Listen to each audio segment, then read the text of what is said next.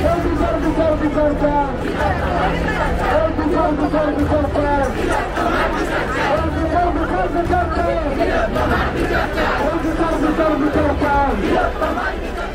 না কেউ একটা পার্টি বিশ্বাস করে তার ভোটটা গিয়ে দিই। তো মানুষ রাত 1:30 বাজে 2টো বাজে এত রাস্তায় নেমেছি, রাজনীতির রং থাকলে নামতাম না। বাইরে বলবো কি আমাদের রাজ্যে আমরা কার শাসনে আছি, আমরা কার মন্ত্রিত্বের আন্ডারে আছি, আমাদের সব মন্ত্রী জেলে। আর ওই জেলের ভয় দেখিয়ে কিছু হবে না। জেলে ধরবে 2 দিন থাকবো জেলে, হাইকোর্ট ছাড়বে, আসবো বাড়ি, সুপ্রিম কোর্টে যাবে, ছাড়বে, চলে আসবো বাড়িতে। আর কিছু আন্দোলন অবশ্যই জারি থাকবে, অবশ্যই আমাদের আন্দোলন জারি থাকবে। যতদিন না আমরা তিলোত্তমার বিচার পাচ্ছি ততদিন আমাদের আন্দোলন সবসময় জারি থাকবে। কে কাকে উস্কাচ্ছে আমরা সেখানে কিছু নেই। আমরা তিলোত্তমার হয়ে এখানে এসেছি, আমরা কোনো দলের হয়ে এখানে আসিনি। ঘরেই বসে থাকুক মেয়েরা, কাজবাজ করতে হবে না, কারণ অনেক মেয়েদের নাইট ডিউটি থাকে। এত কণ্ঠ রোধ করা যাবে না, অসম্ভব। না, অবশ্যই না। রাতে বেরোনো তো বিষয়টা নয়, বিষয়টা বিকালেও ঘটতে পারে। আগে নিজের রাজ্যের নারীকে সুরক্ষা দেবে, তারপরে তো অন্য রাজ্যে গিয়ে চিন্তা ভাবনা করবে, তাই না? একটা সরকারি জায়গায় একটা মেয়ের নিরাপত্তা নেই, তাহলে উনি বলেন কি করে যে নাইট ডিউটি না করে মেয়েরা বাড়িতে বসে থাকবে? তাহলে উনি কাজের ব্যবস্থা করে দিক। তিলোত্তমার বিচারের জন্য পথে নেমেছে, কোনোভাবে কি শাসক দল যে অভিযোগ করছে বিরোধীদের উস্কানি রয়েছে, চাপ রয়েছে, তার জন্য কি আপনার দেখে মনে হয় আমি কোনো বিরোধী? আমার ড্রেস শুনুন, ফার্স্ট অফ অল গণতান্ত্রিক দেশে কোনো মানুষ কোনো মানে রাজনীতির রং লাগানো থাকবে না, এটা পসিবল নয়। মনে মনে আমরা সব কেউ না কেউ একটা পার্টি বিশ্বাস করে তার জন্য ভোটটা গিয়ে দিই, ঠিক আছে? কিন্তু আজকে এত মানুষ রাত 1:30 বাজে 2টো বাজে এত রাস্তায় নেমেছি, রাজনীতির রং থাকলে নামতাম না। আজকে একটা মেয়ের সাথে যা হয়েছে, এটা তো প্রথমবার নয়। এটা ডিফারেন্ট কোথায়? কারণ হচ্ছে একটা গভর্নমেন্ট হসপিটালে অন ডিউটি একটা মেয়ের সাথে তার ইনস্টিটিউশনের ভেতর এটা হয়েছে। এটা বাইপাসে হয়নি, এটা কোনো জঙ্গলে হয়নি।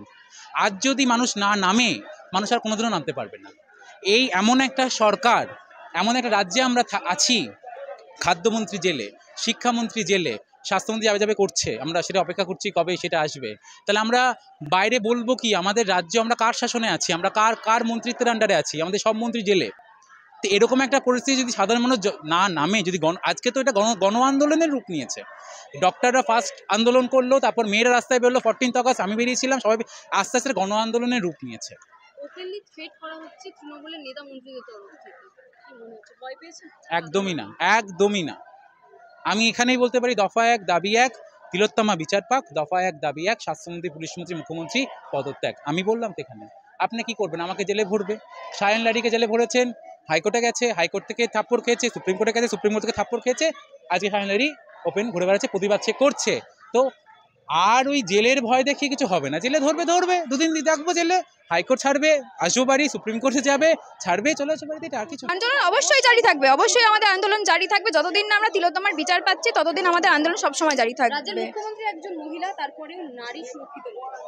এটা তো উনি উনি যখন প্রথম থেকে ছিল তখন থেকে নারী সুরক্ষা ছিল, নারীর কোনো আমাদের সুরক্ষা ছিল না। এটা উনিও জানে, আমরা জানি। উনি উনি জানে সুরক্ষা নেই, তাই জন্য সেদিন যখন ওনার কাছে যাওয়া হলো, উনি তখন যেতে দিলেন না আমাদের, ওখানে আমাদের বাধা দিয়ে আটকে দিলেন। তো এখানেই তো বোঝা যাচ্ছে না যে উনি জানেন যে কি হতে পারে না হতে পারে, সেই জন্যই মানে এটা করা হয়েছে আমাদের সাথে। নবান্ন অভিযানে অংশগ্রহণ করেছিলেন?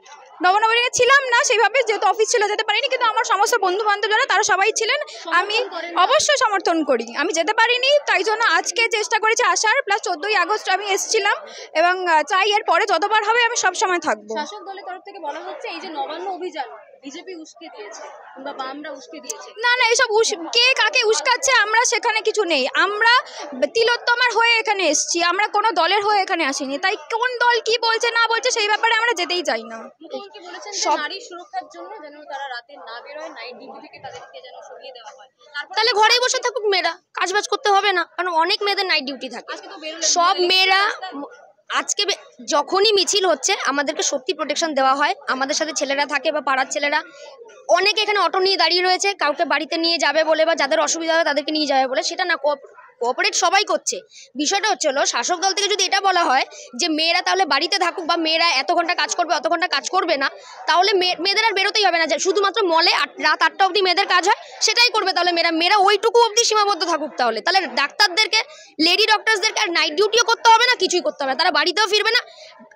একজন চিকিৎসক হাসপাতালের মধ্যেই সুরক্ষিত না, বাইরে হবে সেটা পরের কথা, হাসপাতালের মধ্যেই সে সুরক্ষিত না। তো কোথাও কি শাসক দল কন্ট্রোল করার চেষ্টা করছে, প্রতিবাদ করলেও লাভ নেই। এত এত কণ্ঠ রোধ করা যাবে না, অসম্ভব। ওনার আশেপাশে যারা আছে তাদের কণ্ঠ রোধ করতে পারবে, সবার কণ্ঠ রোধ করা ওনার পক্ষে সম্ভব না। বিষয়টা কণ্ঠ রোধের না, বিষয়টা হচ্ছিল সবচেয়ে বাজে কথা যেটা বলা হচ্ছে সেটা হচ্ছিল কোন রাজ্যে কি হয়েছে, কোথায় কে কোন দল কি করছে পরের কথা। আমার রাজ্যে কি হচ্ছে আমি তো আগে সেটা দেখবো। কোন রাজ্যে কোন দলের কি হচ্ছে, কোন কোন পার্টির লোকের কি হচ্ছে তাদের রাজ্য তারা বুঝবে। নিজের রাজ্য নিজে বোঝা সেটা সবার আগে দায়িত্ব। এই বিষয়টা রাজনীতিক নয়। মমতা বলছেন যে রাতে যাতে মেয়েরা যেন না বেরোয়, রাতে বেরোবে না রাতে? না, অবশ্যই না। রাতে বেরোনো তো বিষয়টা নয়, বিষয়টা বিকালেও ঘটতে পারে।